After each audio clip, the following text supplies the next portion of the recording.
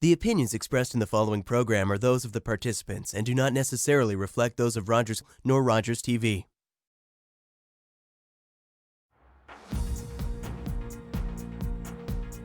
Hello, everyone, and welcome to Talk Politics. I'm Deborah Hutchison in the Rogers TV studio. Joining us this week via Zoom is Oshawa Mayor Dan Carter. Thanks for spending some time with us. Great to see you, Deb, and thank you very much for the opportunity to be with you and your crew once again.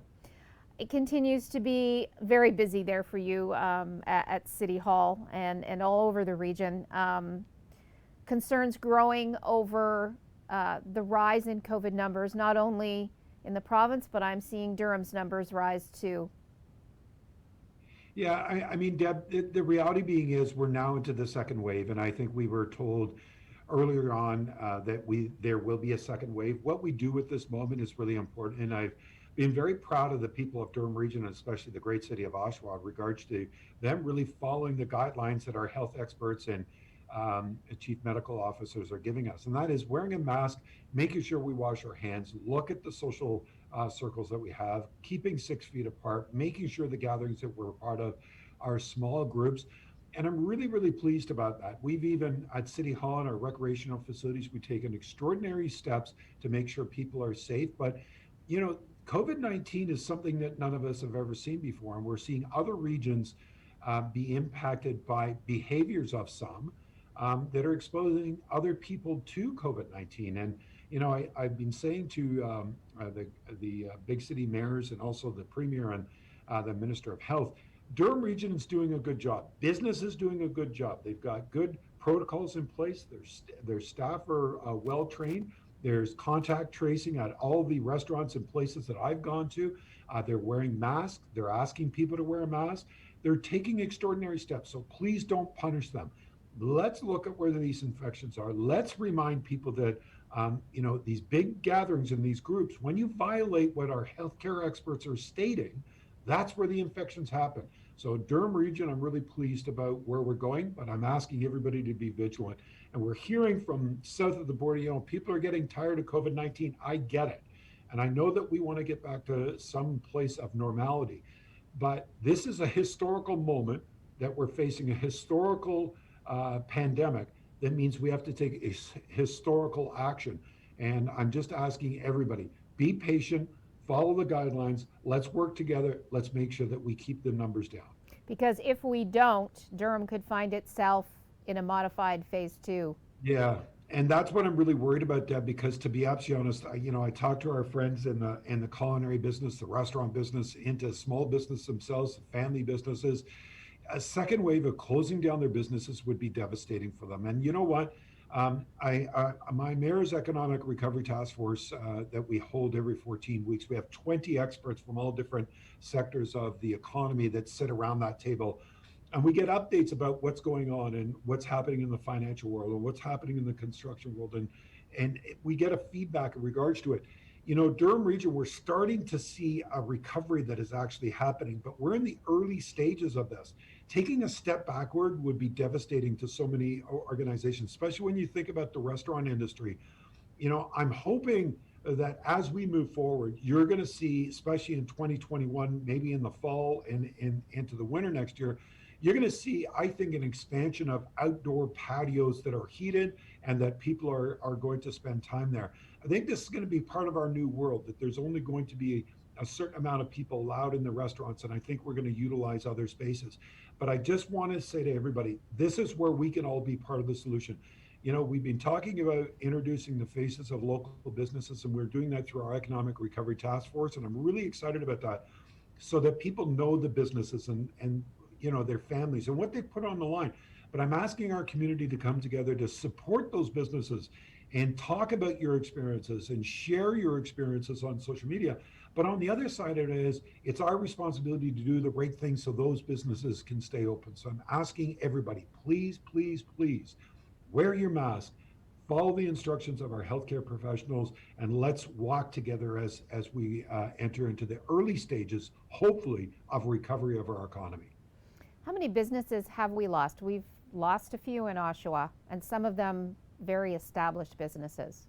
Yeah, I don't know the exact number, but what I can tell you, Deb, from our Mayor's Economic Recovery Task Force meeting, I got an update from an economist on last Friday. The good news is a couple things.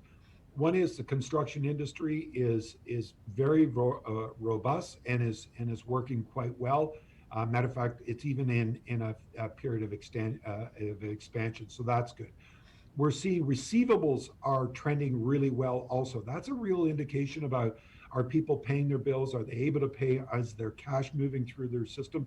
And this is related, by the way, to Oshawa CMA. And so I was really impressed with that. I also asked for the bankruptcy numbers, and our bankruptcy numbers on business are lower than they have been in previous years. So that's another good Wow. indication. But we're also saying to the federal government, we still need that support for business right now. It's going to take a while for us to get back on our feet. And I continue to say this. Our Economic Recovery Task Force, the Mayor's Economic Recovery Task Force, I said to all our partners that sit around that table, which is 20 experts from all different industries, I need you to be a part of this for the next 24 months. I believe that we're going to be going through different phases over the next 24 months. We've got to help rebuild the local economy. Consumers can do their part. We, as government representatives, can do our part. And we're asking everybody to work together, the financial institutions also to work with business to make sure they have the right resources in the right place to be able to make sure that they can survive through this. We're going to be keeps on going up and down and up and down. I think it's really important that we all understand that we are going to lose some businesses, but let's try and make sure that those losses are limited as much as possible, and let's make sure that we support them in every possible way we can. Do you have any indication as to, as our numbers go up, where that transmission is coming from? Is it from parties? Is it from community transmission? Not from travel, or It's shouldn't it's be. not it's not travel related. It's usually in these private gatherings. What's happening is some people are violating those private gatherings, and what's happening is the infection rate grows there. In some outliers that they found in Toronto and other places where people were not abiding by the rules, we were seeing infection rates in some of the nightclubs and different things like that. And I the biggest infection rate, by the way, age group is 20 to 39. So that's really interesting to see. And the issue being is there's this. I remember when I was 20, and I think that I thought that I was immune to everything. So I don't. I just have to understand that that's that age group, and that age group really kind of goes, hey, I'm young, I'm healthy, I can take this on. It's not just that. It's about their grandparents or their parents, elderly people in our community, people that are older than them that can be affected. And we've seen the horrific stories about people that have recovered from COVID-19 and the after effects, by the way, of some of them. It was interesting just the other night, Christopher Cross, the Academy Award winner songwriter, is an individual that got COVID-19 and actually ended up getting paralyzed for a period of time, and he's still recovering in regards to COVID-19. So it affects people different ways. So I'm just asking everybody again, please, follow the guidelines, follow the recommendations, wear a mask. Please do this for others and do it for yourself. And you mentioned how good, by and large, Durham residents have been at following these rules. There Yeah, was yeah. also a lot of concern when Toronto, Peel, and now York have gone to a modified phase two of people coming in and taking advantage of the freedoms we still have here. Yeah, this is where, business and organizations in our community, that's why I'm so proud of them. Not only do they do the contact tracing, but they're really, really strict in regards to what they require in regards to using their services. I can give you an example. I was at a restaurant just recently. Not only as you walk in, they do a contact tracing, ask you all this series of questions. Have you been out of the country? Have you got a fever? All those kind of things. But they also say when the server comes to the table, you must have your mask on. And if you're going to use the bathroom, you got to have your mask on. Like there's a lot of things that they're doing to remind people that there are strict regulations. So it's not just about telling you. The servers in the restaurants in our culinary community are doing a really good job about saying, "I'm sorry, sir, but could you put your mask on?" We're doing the right things, and I just want to encourage everybody in regards to that. Our recreational facilities are really being utilized by local residents. And by the way, you have to have an appointment. There's one way in and one way out. It's time only, and we're seeing success in the way that we're operating there. So I'm just hoping that other communities respect what Durham Region is doing and what the great city of Oshawa is doing, and we're asking everybody to abide by the rules. We only have about a couple of minutes before we go to break, Yeah. but I just want to mention Oshawa and the region are now considering their next budget, and how daunting a task is that going to be? It's going to be extraordinary. I mean, we've lost millions and millions of dollars in revenue. That we've done cost containment. The city of Oshawa, unfortunately, had to make some difficult decisions early on. Those decisions, of course, were the right decisions under very difficult circumstances.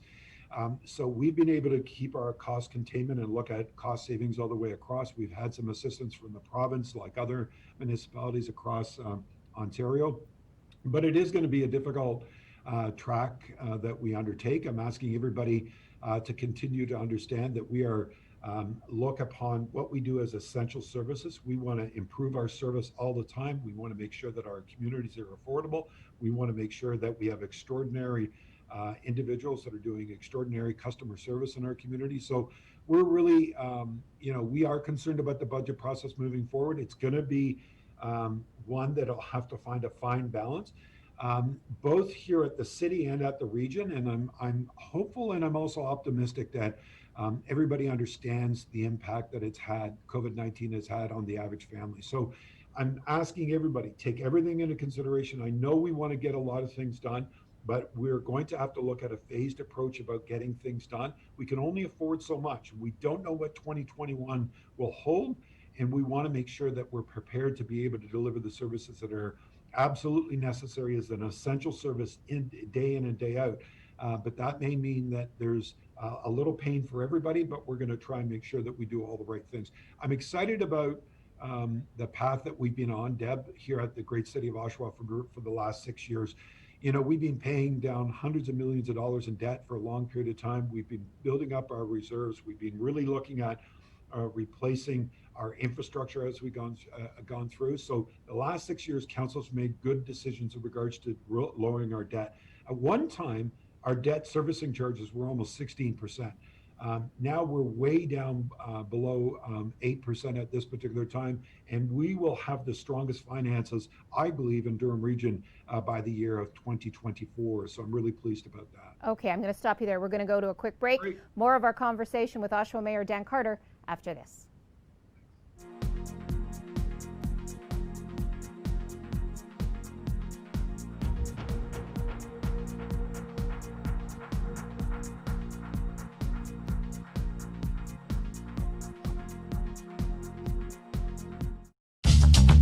This program is brought to you by Ignite TV. Now you're in command. Visit Rogers.com for more details.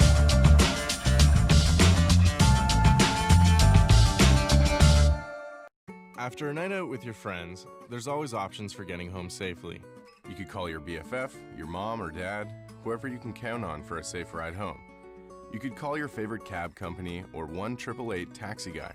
Or you could use the Arrive Alive smartphone app to help you choose your ride. Be it a friend, transit, or taxi, getting home safely is app easy. Now available for iOS and Android devices. Visit arrivealive.org to find out more. Arrive Alive, drive sober. Illness doesn't have to be a life sentence. Join me each week on Health 180 with Carrie and Fenn as we talk with doctors and other experts about how to reset your life after an illness. Learn health and wellness tips, patient stories, advice, and solutions from professionals on how to be the best you. Together we are stronger. That's Health 180 with Carrie and Fenn right here on Rogers TV. Hi, I'm Constable Darrell Rice, Durham Regional Police Service. Tune into Rogers Cable 10 to watch me on Seniors Talk with DRPS, where we'll talk about all kinds of amazing information and community programs for you, our seniors in Durham Region. I'm Eric Marchinosa, Cinema Scene and Review. Join me for a monthly movie roundup of new releases either in theaters or available to stream. See you next time in Review.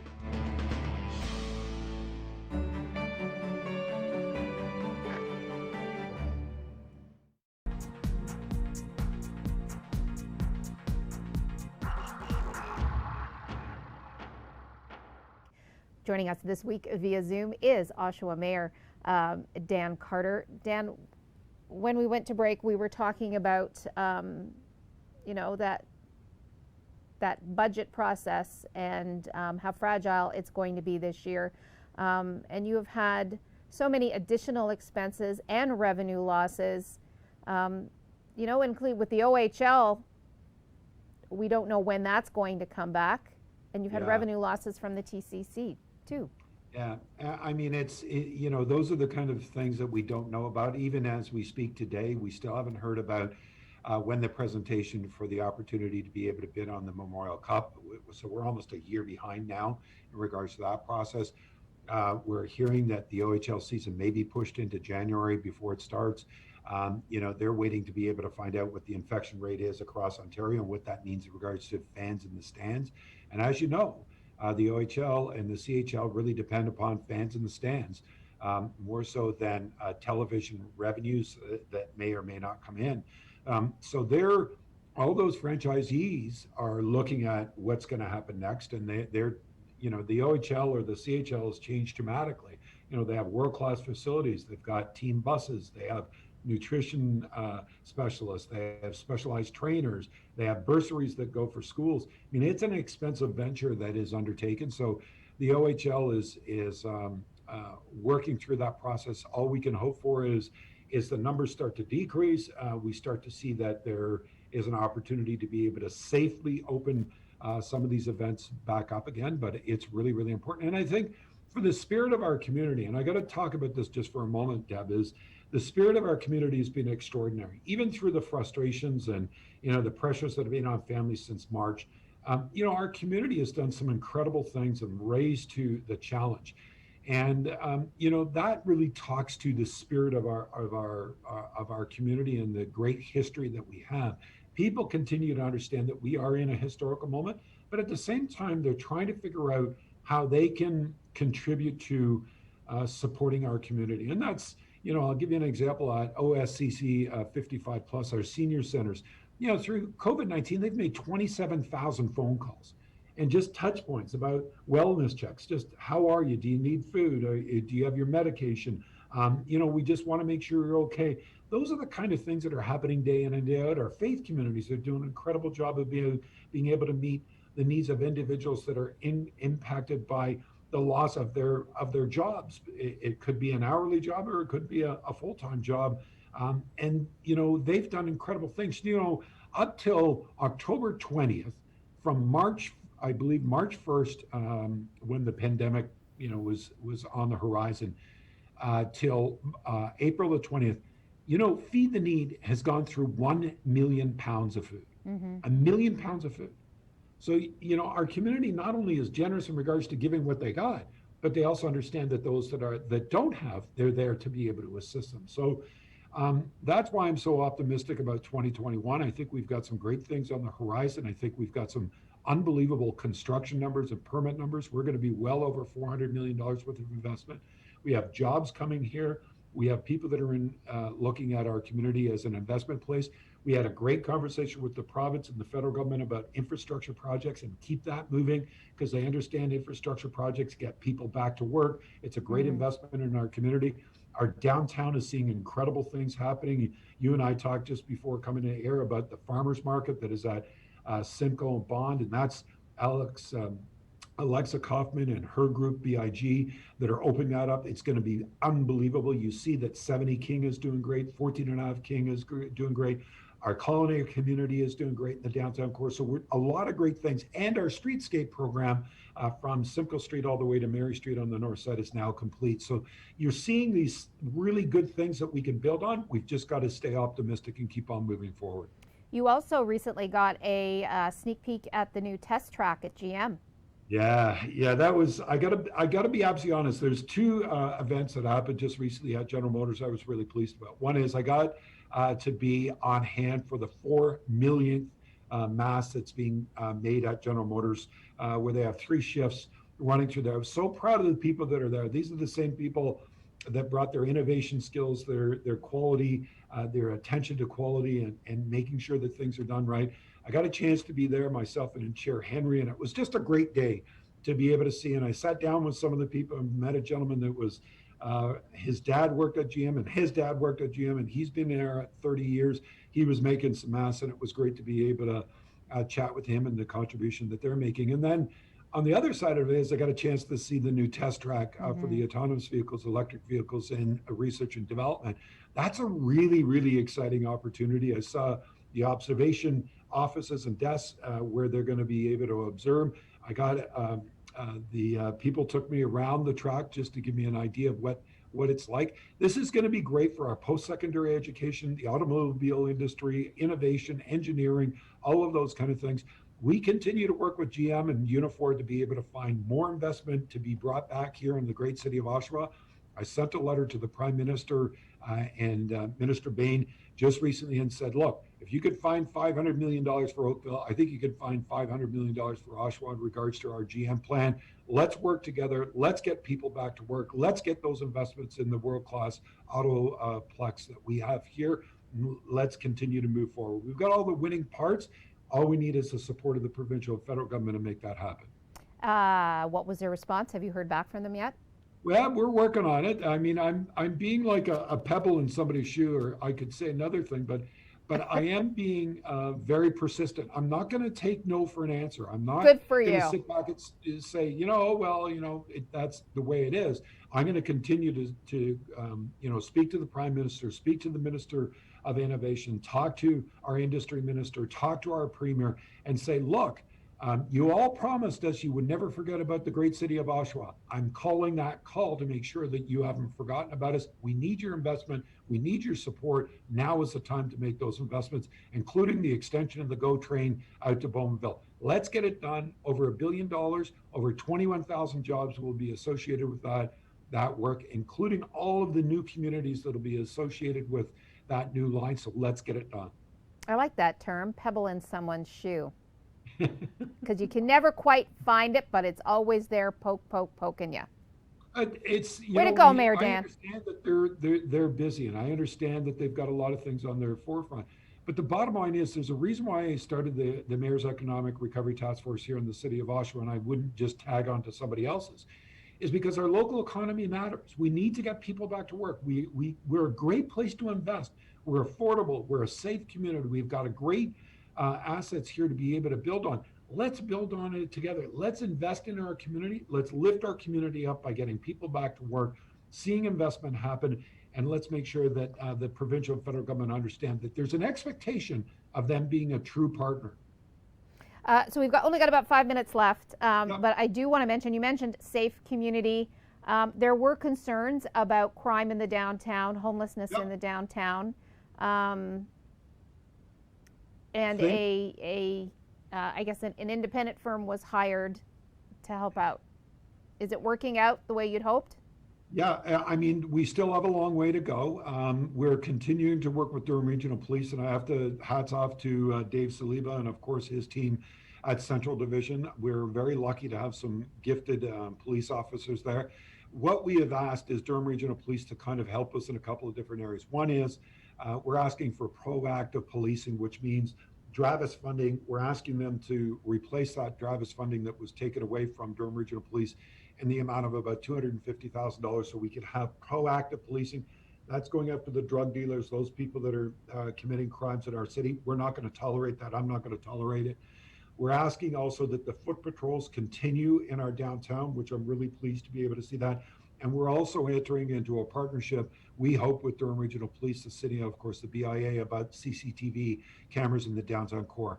There was a huge arrest that happened last week that saw almost $13,000 worth of cash and of drugs that were seized in downtown.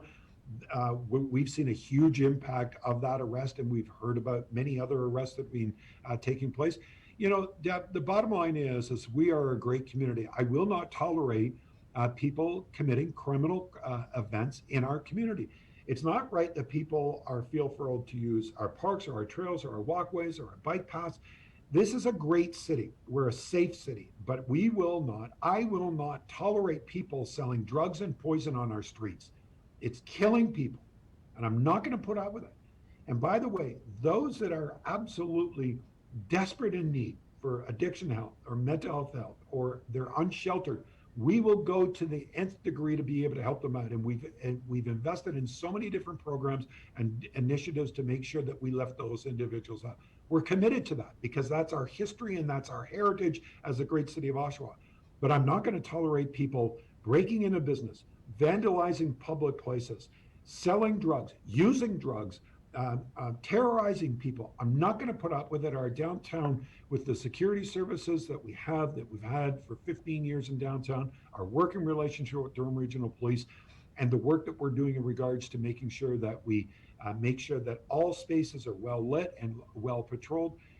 What I'm saying to people is our downtown is once again back in the hands of our city. Okay, and speaking of downtown coming up, the Remembrance Day Ceremony will look a lot different this year. It will, and I know we're running out of time, but we're asking everybody, Councillor Chapman, of course, our Deputy Mayor, is also associated and also retired Colonel of the Army, and he'll be emceeing the event like he usually does.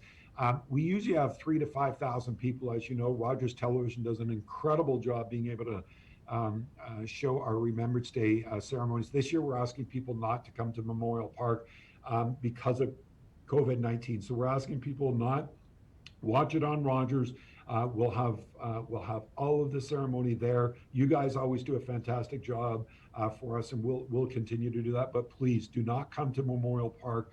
It'll be all fenced off. There'll only be a few people that'll be on hand to be able to actually do the ceremony.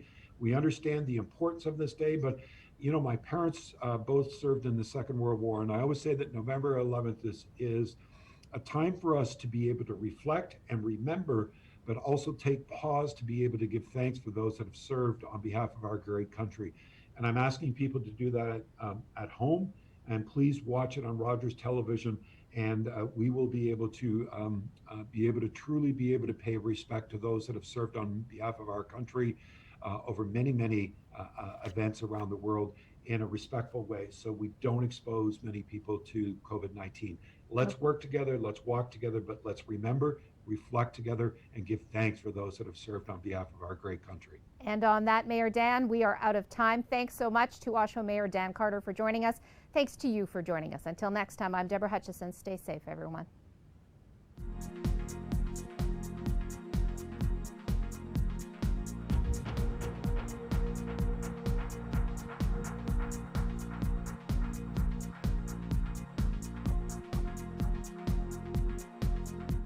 Call the Rogers TV viewer response line, email us, or connect with us on social media.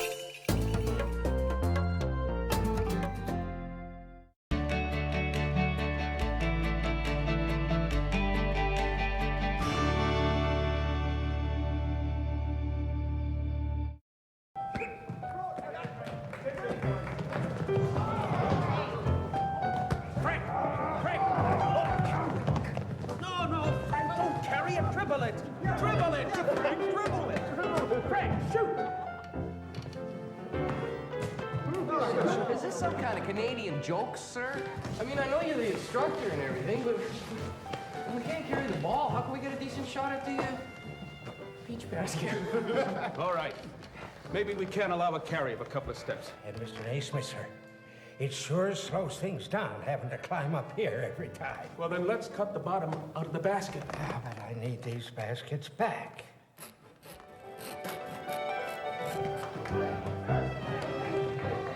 100 years after James Naismith from Almont, Ontario invented it, basketball was being played by hundreds of millions of people around the world.